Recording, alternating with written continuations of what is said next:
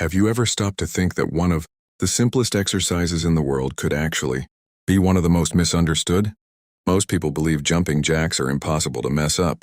You spread your arms, jump your feet apart, bring them back together, and repeat. It looks so easy that almost nobody ever questions whether they're doing it correctly. But here's the surprising truth. Millions of people perform jumping jacks every single day while unknowingly putting unnecessary stress on their knees, ankles, hips, and lower back. Even worse, many of them believe they're getting an amazing cardio workout when, in reality, poor technique is making the exercise less effective than it should be. Every sloppy repetition wastes energy, reduces muscle activation, and increases impact on the joints. So before you dismiss this as just another basic exercise, let me ask you something. If you've been doing jumping jacks for years, are you absolutely certain you've been doing them the right way? Or have you simply been repeating the same mistakes over and over again without realizing it? Stay with me until the very end, because today, I'm going to reveal the small details that separate average jumping jacks from perfect ones. These tiny adjustments may look insignificant, but together they can completely change the way your body moves, making every repetition smoother, safer, more powerful, and far more effective. By the end of this video, you'll not only understand the correct technique, but you'll also feel the difference the very first time you try it.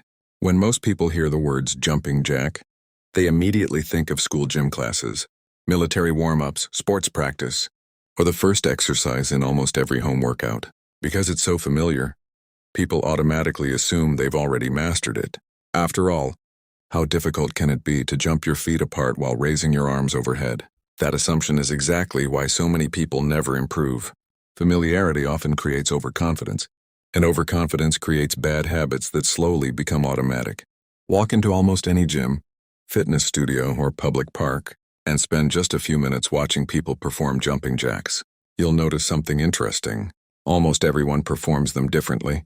Some land so heavily that you can hear every impact echo across the room.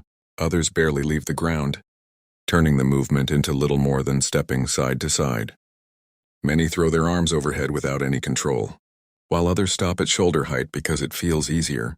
Some rush through as many repetitions as possible, believing speed alone burns more calories.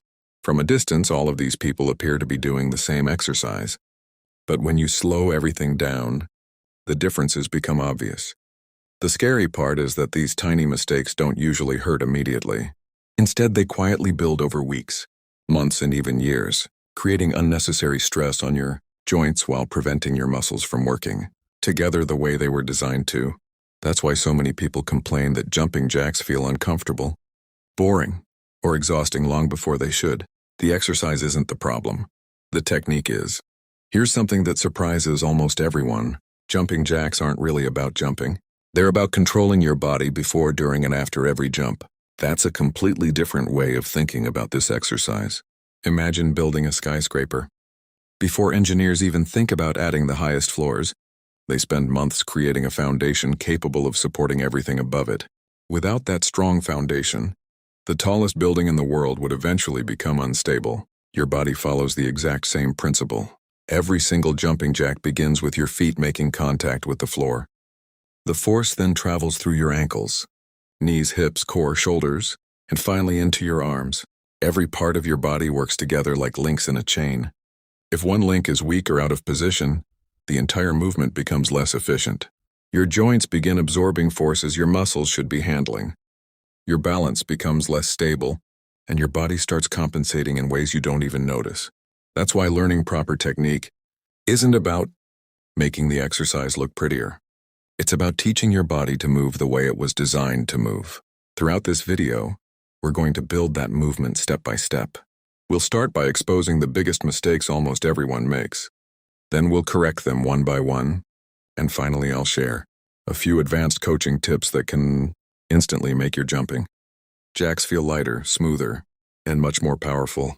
Trust me, once these pieces click together, you'll never perform another jumping jack the same way again.